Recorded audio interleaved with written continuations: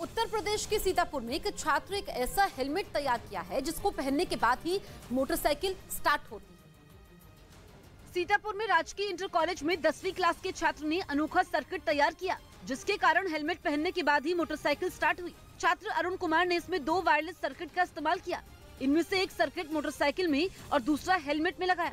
Helmet के अंदर एक स्विच लगाया जो हेलमेट पहनने के बाद ही ऑन हुआ, जिसके कारण हेलमेट में लगे सर्किट में करंट आ गया और मोटरसाइकिल में लगा रिले एक्टिव हो गया और वो स्टार्ट हो गई।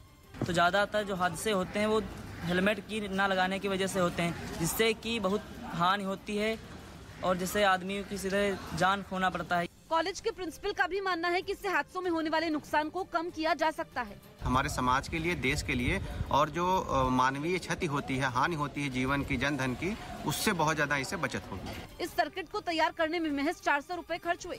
अरुण कुमार के इस काम की डीएम और एआरटीओ ने भी तारीफ की। श्रद्धा मर्डर केस में दिल्ली के मेहरौली के जंगलों में मिली हड्डियां श्रद्धा के पिता के डीएनए सैंपल से मैच हो गईं, जिससे साफ हो गया कि ये हड्डियां श्रद्धा की हैं, जिन्हें उसे मारने के बाद मेहरौली के जंगलों में आरोपी ने फेंक दिया था। आरोपी आफ्ताब की निशानदेही पर मिली 16 से ज्यादा हड्डियों को सीएफएसएल भेजा गया था, जहां फोरेंसिक लैब में उनका मिलान श्रद्धा के पिता के डीएनए सैंपल से किया गया। पुलिस के मुताबिक जांच में साफ हो गया कि ये हड्डियां श्रद्धा की ही थीं, क्योंकि वो उसके पिता के डीएनए सैंपल से मैच हो गई। ये रिपोर्ट भी पुलिस को इन्वेस्टिगेशन में हेल्प करेगी। साथ ही पुलिस को एफएसएल रोहिणी से आफ्ताब पूनावाला के पॉलीग्राफ टेस्ट की रिपोर्ट भी मिल गई, जिसके बाद उसे नाको टेस्ट की रिपोर्ट आने का इंतजार है। पुलिस के मुताबिक आरोपी आफ्ताब की निशानदेही पर जंगल से श्रद्धा के कुछ कपड़े भी मिले, जिन्हें फोरेंसिक जांच के लिए भेज दिया गया है। मध्य प्रदेश के छतरपुर में मामूली विवाद पर 2 गुटों के बीच मारपीट हुई। इस घटना का वीडियो सोशल मीडिया पर वायरल हो गया।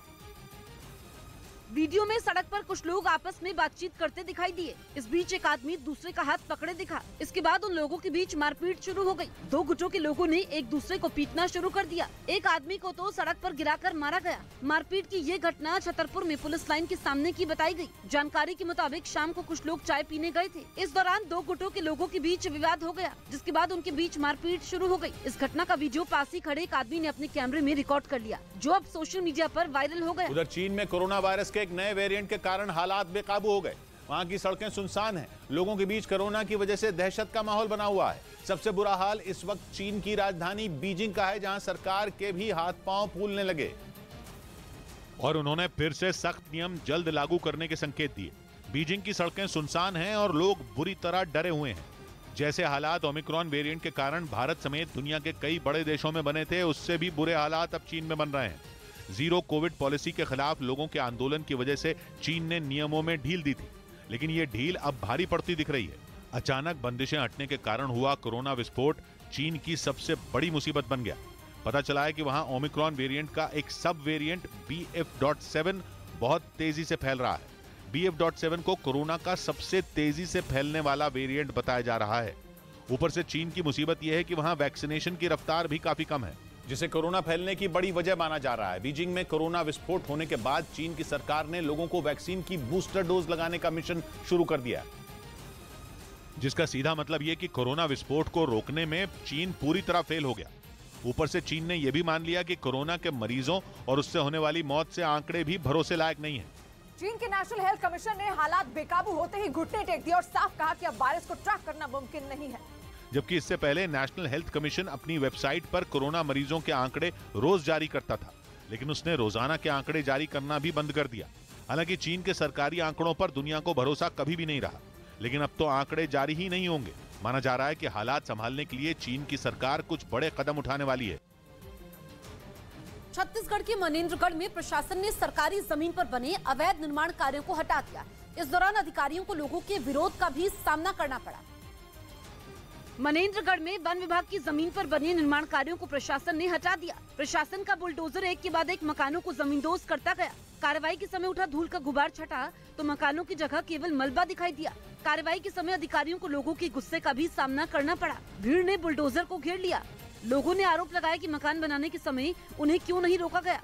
हालांकि भारी पुलिस बल की मौजूदगी में अधिकारियों के समझाने के बाद लोग हट गए और प्रशासन की कार्रवाई जारी रही। वन विभाग, राजस्व विभाग और पुलिस की संयुक्त टीम ने 17 जगह पर अतिक्रमण हटा दिया। संयुक्त रूप से हमारे वन विभाग, पुलिस विभाग और राजस्व विभाग के सहयोग से हम लोगों ने 30 अतिक्रमणों की सूची तैयार की थी, जिनको पूर्व में भी इनको बेदखल करने के लिए सूचित किया जा चुका था। अधिकारियों के मुताबिक अतिक्रमण के खिलाफ अभियान आगे भी जारी रहेगा। इधर मुंबई के वसई में समंदर किनारे एक दंपति को नोटों से भरा बैग मिला और उन्हें बैग में बंद हो चुके 500 और 1000 के नोट मिले। और उन्हें यह बैग वसई बीच पर सफाई के दौरान मिला, जिसमें करीब 57,000 रुपए मिले। हालांकि बैग में बंद हो चुके 500 और 1000 के नोट थे, जिसके बाद उस दंपति ने नोटों से भरे बैग को पुलिस स्टेशन में जमा करा दिया। मामले की कार्रवाई में पुलिस ने आरबीआई की भी मदद ली ताकि पता लगाया जा सके कि नोट असली हैं या नकली। इस बीच बीजेपी नेता किरीट सोमैया को मुंबई पुलिस की आर्थिक अपराध शाखा ने क्लीन चिट दे दी। किरीट सोमैया और उनके बेटे पर आईएनएस विक्रांत फंड में हेराफेरी के आरोप में एफआईआर दर्ज कराई गई थी, लेकिन जांच में आर्थिक अपराध शाखा को किसी तरह के सबूत नहीं मिले, जिसके बाद इस मामले में जांच टीम ने कोर्ट में क्लोजर रिपोर्ट दाखिल कर दी। किरीट सोमैया पर आईएनएस विक्रांत की मरम्मत के नाम पर गलत तरीके से 57 करोड़ रुपए इकट्ठा करने का आरोप लगा था।